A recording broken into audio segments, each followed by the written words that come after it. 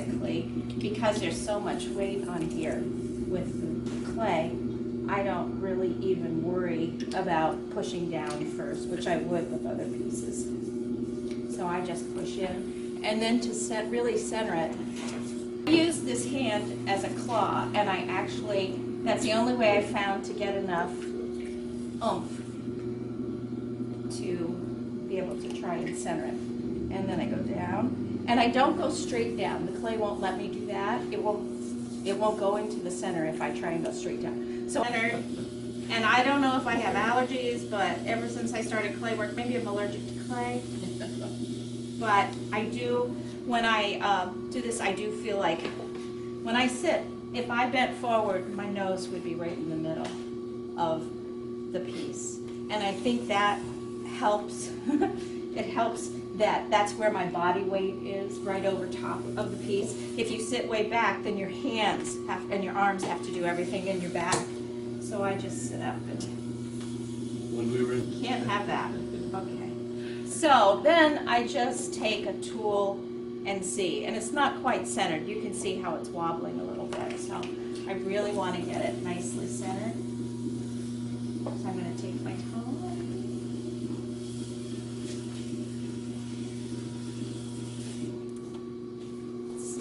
Worse.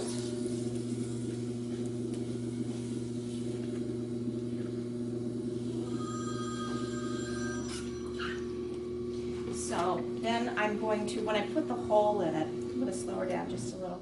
I'm going to put the hole in it, and when I put the hole in it, I do not go straight down, which could be part of the cracking issue. okay.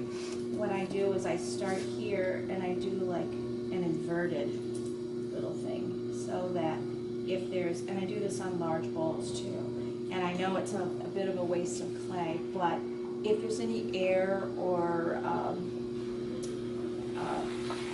anything that's going to not make it go right in the center, it's an easier way to get into the center for the clay. It allows me to do that. So your fingers just essentially cut that off, just through pressure. I go down and in, and it comes up. Yeah. So I've got probably, I want about an inch of clay, so I've got 7/8. So what do you want? You said you want? I want an inch of clay on the bottom of a, I don't know what size, this is probably going to be probably about 16 inches. Then what I do is, with my hands, this hand is doing almost all of the pulling, my right hand, because I'm very right-handed. But my left hand, I've learned to put my fingertips on my left hand right where my cuticles are. Kind of gives me a pull. So I pull this open straight back until I can get the heel of my hand in here. So then I put some water in here, and you want to really push hard. It's one of the few times. Do you open like this, Donna? Mm-hmm. Okay. And this is just my way of doing it. This is not certainly how everybody should do it. And if everybody lived their life the way I live mine, whoa. But I think what you want to do is, I've tried to make it so that it's easy on my body, it's easy on my neck, it's easy on my back, and I try and use my forearms and my hands more than anything else. So I put water in the middle, get it going, kind of medium slow. And when you first start, I'm going to put my hand down in here, and I'm going to push here with the heel of my hand. And when I push, I'm going to push down and out. Once you start it going, it doesn't like to go out at first. And my outside hand is just simply keeping it on center. So I'm pushing down and out. And just like when you bring up a tall form, you push really hard usually to get the form started up. The higher you go, less and less and less and less pressure. With this, when you start pushing, you push really hard, and as you go out, you use less and less and less pressure. Because what you're doing is you're asking the clay to widen on the base of the bat. Okay, so I'm going to start here, push down and out.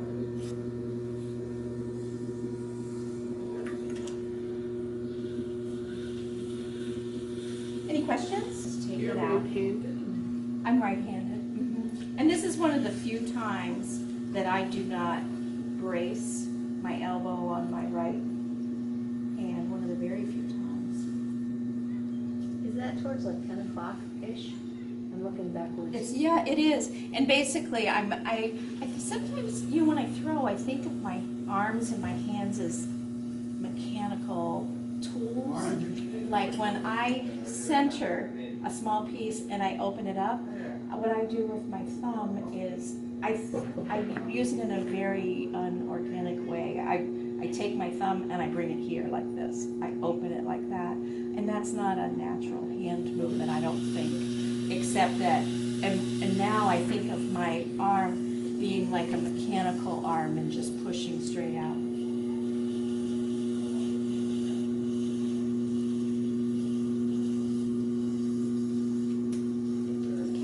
So now I've got it like this. Then Donald, I'm coming in, and because you have had several cracks, in the bottom of your platters, what I'm doing is, as you see, I'm not just getting it even on the bottom and compressing. I'm really pushing like pulls back in. See how I don't want those in the bottom of my platter at the end. Right. But that's the way to get the when it's a wide piece, to get it to go in and really get the clay to move. If I were to start here and very just mildly push on it, it would be more even, but the clay down deep wouldn't be moving. Bottom and compressing, I'm really pushing like pulls back in. See how I don't want those in the bottom of my platter at the end. Right. But that's the way to get the when it's a wide piece, to get it to go in and really get the clay to move. If I were to start here and very just mildly push on it, it would be more even, but the clay down deep wouldn't be moving. And I think I would be moving only the, say, top quarter inch of the clay rather than the whole thing. So that could be it. If you're starting with like a whole inch here, maybe it's just not getting to the very bottom of the clay. So I usually do this 5 times.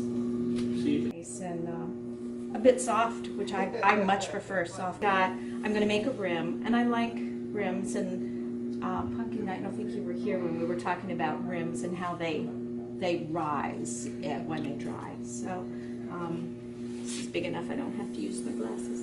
So I'm going to start down the bottom. This is so much easier now that I don't have a splash pan. I really like wide rims, thicker rims, because they end up not chipping. If I were to leave it like this, where it's kind of squared off at the top, smooth it up a little bit, but still kind of squared off, it would just be so much more fragile when something is placed on top of it. And I have to say, I'm not very good about when I trudge things around.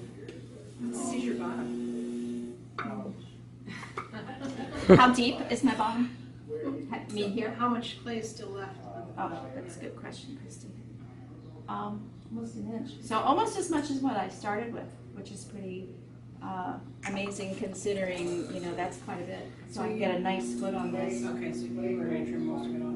I'm going to trim it, so and that way I can glaze underneath it too, which is really nice because then it makes it a more finished piece. I made a platter not long ago and I was in a rush, and it's just cut off from the bottom and it's not really trimmed or anything. Okay, so I'm gonna, so it's about an inch. But I'm gonna just make like a regular rim on this, and then maybe on the next one I will do I'll concentrate on the rim a little bit more.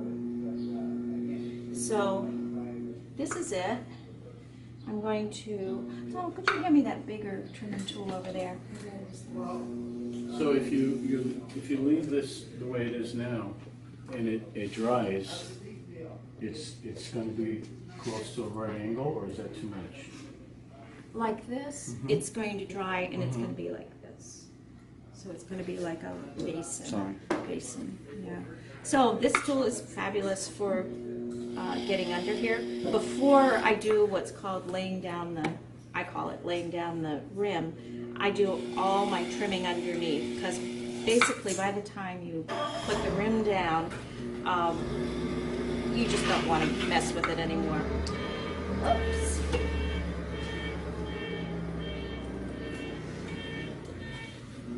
It's warm in here. Whoops. Got a big glob. I have learned that if you don't take the big globs off and you try and just continue to trim it, you'll end up with a nice gouge. There we go. So this really helps on a platter to get it trimmed in. And you can do that with any kind of wood tool. And so the last thing I'm going to do is lay the rim down. Now, there are two rules of thought. One is to cut it off before, and I usually do it after, so that's what I'll do on this. I'm going to put a little mark here. That's going to kind of define my rim. Food cannot come past here. That's it. Food must stay within.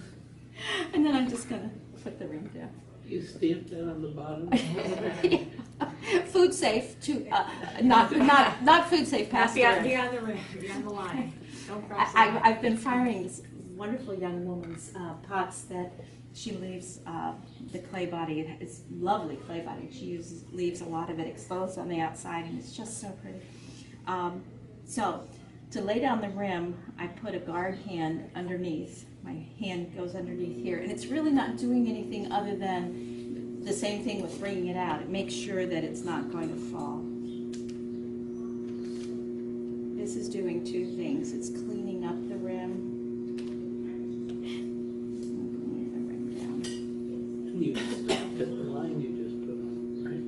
Good, very important. Rib will not go beyond there. So that's basically it. I don't do anything else. I'm going to clean it up a tiny bit. I'm really kind of a bit of a fanatic, I guess, about cleaning it up, because the more I clean up now, the less I have to do later. So then what you do, and you see how that comes down a bit, but by the time it finishes, it's going to be as much up, maybe even more. So then take it off, and then I'm going to I've been cutting my plates and platters off like this for years now, because if you try and cut plates and platters off on the wheel, the tendency is to come up here, and I just got tired of it. Didn't matter how thick I made those plates. You know, it's just a real pain to trim something that's uneven. So this is a wonderful wire, and I used to use used to go to Home Depot and get a special little thing for PVC pipe.